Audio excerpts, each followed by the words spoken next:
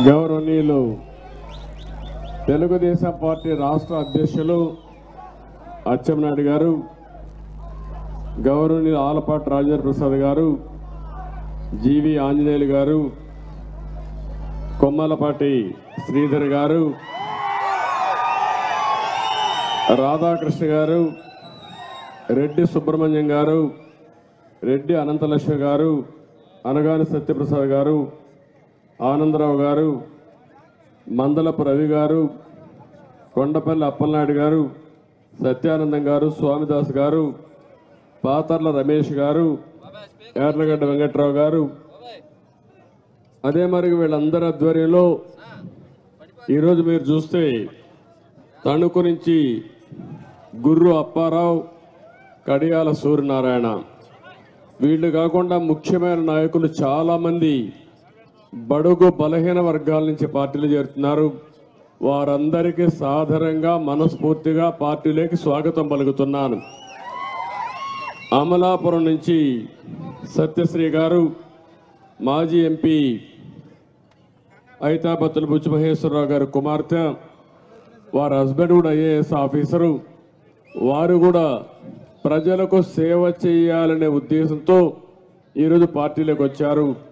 వారికి వారి అనుమాయులకు అందరికీ కూడా మనస్ఫూర్తిగా పార్టీలకు స్వాగతం పలుకుతున్నాను. ఇంకో పక్క గజపతి నగరం కొండపల్లి కొండలరావు, ఆయన కుమారుడు కొండపల్లి శ్రీనివాసరావు వైసీపీకి రాజీనామా చేసి తెలుగుదేశం పార్టీలోకి వచ్చారు. వాళ్ళ తండ్రి కూడా అక్కడ ఎంపీగా పనిచేశారు.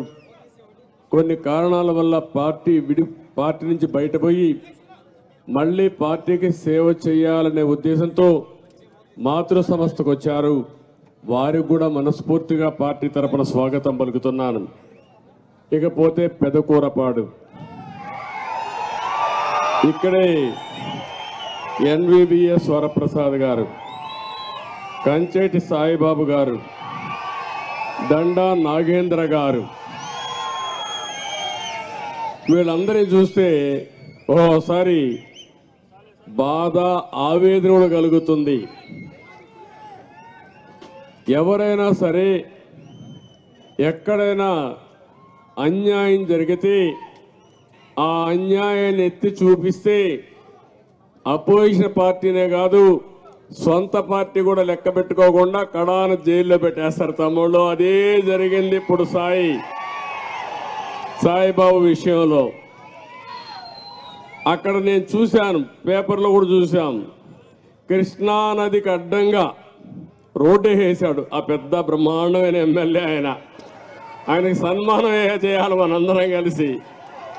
ఎందుకంటే ఎవడు ధైర్యం చేయడు, నదికి అడ్డ మధ్యలో రోడ్డు వేసి మామూలుగా రోడ్లు వేయలేకపోతున్నాం, కానీ ఇసుక మాఫియా నదికి అడ్డంగానే రోడ్డు వేసి చూశారు కదా, బ్రహ్మాండంగా వేశాడు.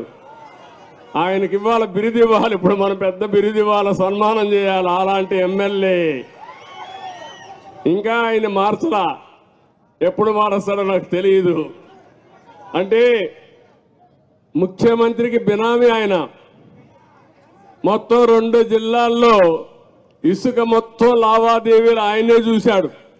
ఆ విషయం చాలాసార్లు చెప్పాం.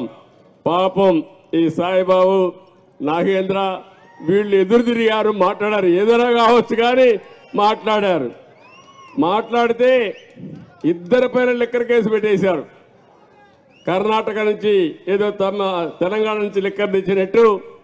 ఇంకో పక్కన అక్కడనే మీరు చూస్తే చాలా కేసులు ఎస్సీ ఎస్టీ యాక్ట్లు పెట్టి, కడాన 80 పీడీ యాక్ట్ పెట్టి 83 రోజులు జైల్లో పెట్టేశారు. ఏం తమ్ముళ్ళు, గొప్పోడే కదా ఇతను, ముఖ్యమంత్రిని మెచ్చుకోవాలి కదా మనం. అంటే ఇసుక దందా చేస్తా ఉంటే, ఇసుక దందా చేశారని చెప్పితే కాదు, వినకపోతే పోరాడితే కడాని ఈ పోలీసులు కలెక్టర్ కూడా పీడీ యాక్ట్ పెట్టి 83 రోజులు పెడితే కడాన కోర్టు కరుణించి బెయిల్ ఇచ్చింది. కానీ లేకుంటే శాశ్వతంగా జైల్లో పెట్టేయాలనుకున్నారు పాపం అతన్ని. అదే మరిగా నాగేంద్రని కూడా లిక్కర్ కేసు పెట్టారు, ఎస్సీ అట్రాసిటీ యాక్ట్ పెట్టారు. కడాన 1-2 రోజులు జైలుకు పోయాడు అనుకుంటాను. 4 రోజులు 3 రోజులు ఉన్నాడు. కడాన బెయిల్ వచ్చింది. బెయిల్ రాకపోతే ఆ కోర్టులో కానీ రాకపోయింటే ఆయన కూడా జైల్లోనే ఉండేవాడు. మీరు గుర్తుపెట్టుకోవాలి, ఇంత అరాచకం చేపించిన ఈ ముఖ్యమంత్రి ఈ రాష్ట్రాన్ని పరిపాలించడానికి అర్హుడా అని మిమ్మల్ని అడుగుతున్నా. ఇలాంటి వ్యక్తుల్ని మనం క్షమించాలనా అని మిమ్మల్ని అడుగుతున్నా.